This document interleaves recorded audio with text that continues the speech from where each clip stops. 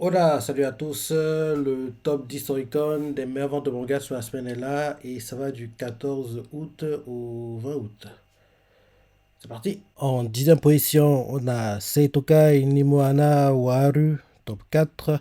Et il a fait 26 179 ventes. Là, actuellement, ça passe à l'application. Légère baisse par rapport au tome précédent. Rappelez que le tome 3, il a fait 26 876 ventes, le tout en 7 jours. Là, ce tome-ci fait ses ventes en 6 jours. Et tu vois clairement que s'il avait eu un jour de plus, il aurait largement dépassé les ventes du tome 3. Donc là, la petite baisse, là, c'est temporaire. Et logiquement, le tome 5, en gros, il devrait à nouveau faire le record pour le manga. Je pense que le tome 5 devrait être minimum dans les 30 000. Dans les 30 000. Ensuite, en 9e position, on a One Piece, tome 106. Et il a fait 28 356 ventes. C'est pour ça, vente à 1 560 914 ventes. Il a gagné 3 places par rapport aux derniers classements. Et là, actuellement, c'est sa 7e sur l'application. Ouais, il était sorti une semaine du top 10. Il est revenu et c'est bien. C'est bien pour One Piece. Ensuite, en 8e position, on a Mokushiroku no Yonshiki, tome 13. Le spin-off, en gros, la suite de Natsu Taizai. Et il a fait 29 059 ventes. Là, actuellement, ça presse à l'application. Déjà baisse pour les ventes du manga. Rappelez que le tome 12, il a fait 29 147 ventes, le tout en 4 jours. Là, ce tome aussi en 4 jours. Il ne faut pas oublier que l'animé saison 1 arrive pendant le cours automne en octobre 2023 et j'ai hâte de voir le boost que l'anime va apporter au manga parce que les ventes du manga sont pas dingues honnêtement, elles sont pas énormes je trouve et j'espère que l'anime réussira à booster les ventes du manga et oui et à faire qu'il y ait de nouveaux lecteurs qui s'intéressent au manga quoi, ce serait bien. J'ai hâte de voir en gros le boost que l'anime va apporter au manga quand en gros l'anime va sortir en automne, octobre prochain. Ensuite, en 7e position, on a Kako no Inazuke, tome 18, et il a fait 29 317 ventes. Là, actuellement, ça presse à l'application. Les ventes sont en baisse pour le manga, après que le tome 17, il a fait 38 768 ventes, le tout en 5 jours.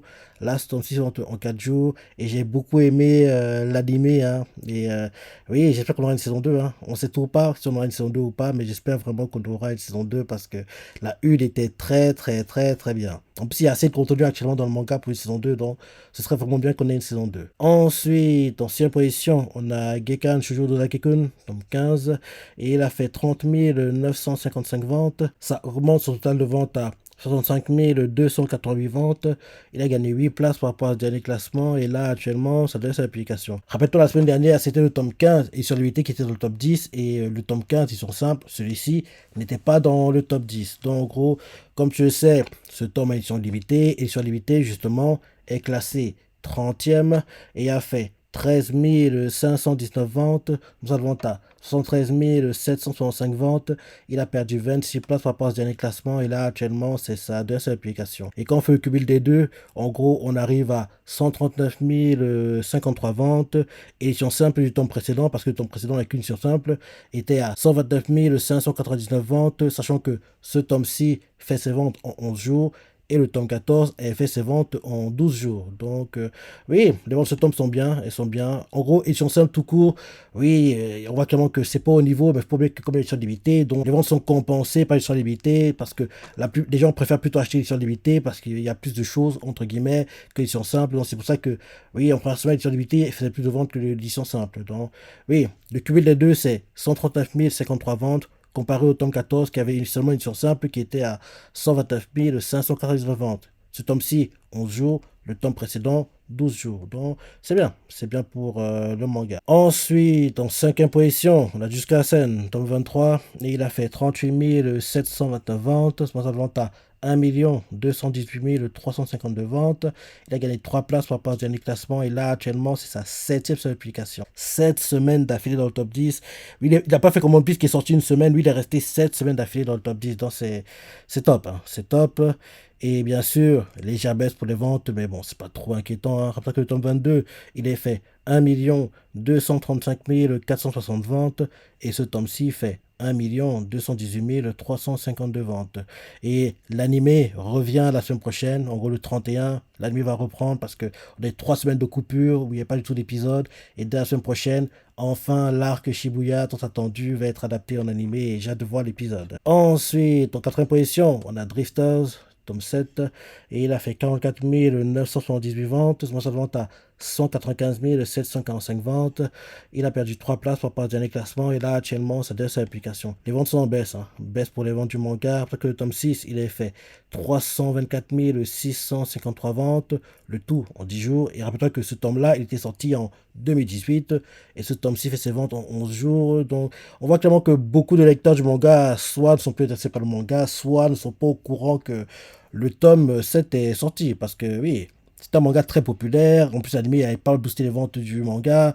Donc, oui, j'espère vraiment que, en gros, il va retrouver sa grandeur, entre guillemets, quoi. Et une saison 2 est prévue pour Drifters, mais le truc, c'est que comme le manga ne sort pas régulièrement, donc c'est compliqué pour qu'en gros, elle soit produite, quoi. Donc, faut qu'il y ait assez de tomes, et actuellement, il n'y a pas encore assez de tomes pour que la saison 2 soit produite et, en gros, qu'on puisse avoir. Ensuite, en troisième position, on a Kazuya Hachigo, tome 10, et il a fait 51 699 ventes, son vente à 298 501 ventes. Il a perdu une place par rapport à dernier classement, et là, actuellement, c'est sa 13e application. Les ventes pour Kazuya Hachigo sont en baisse, surtout que le tome 9, il a fait 351 746 ventes, le tout en 17 jours.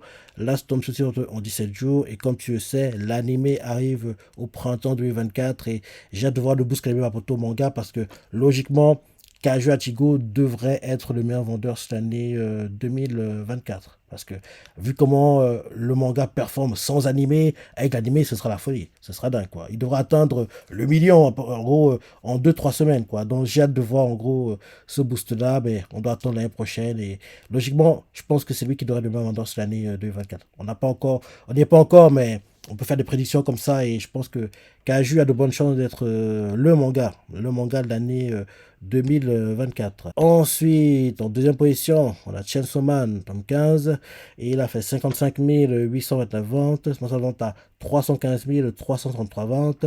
Il a gagné une place par rapport au dernier classement, et là, actuellement, ça trace sa application. Les votes sont en baisse pour Chainsaw Man, après que le tome 14, il a fait 393 933 ventes, le tout en 20 jours. Là, ce tome 6 fait ses ventes en 17 jours, et on ne sait toujours pas qu'on aura la saison 2, parce que oui, la saison 1 était très bien, la 2, il serait temps qu'on ait la news qu'en gros, elle va arriver, quoi. Même si elle n'arrive pas prochainement, au moins qu'on sache qu'elle est en préparation. Même si je pense qu'elle est en préparation, mais bien sûr, on n'a pas encore eu la news, quoi, parce que faut pas déconner. La saison 1 était tellement bien que si on n'a pas la saison 2, ce serait criminel, quoi. Ce serait pas très normal. Et enfin, en première position, on a Jojo, partie 9, Jojo Lands, tome 1, et il a fait 93 918 ventes.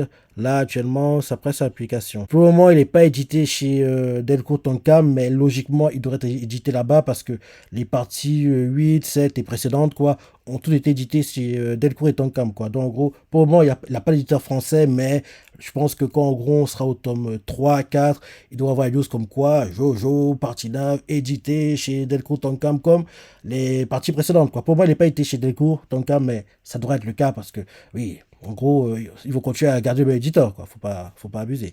Donc, pour moi, il n'est pas éditeur français, mais c'est qu'une question de temps, quoi. Donc, pour un premier tome, c'est plutôt correct. Plutôt correct comme vent pour un premier tome. Et j'ai hâte de voir, oui, quand en gros, les prochaines parties de l'animé vont arriver, quoi. Parce que, oui, la dernière partie était sympa, et j'espère vraiment que, en gros, la suite sera adaptée, quoi, pour Jojo, quoi. Et Jojo, ça s'arrête jamais, hein. Ça continue tout le temps. Donc, c'est top. C'est top.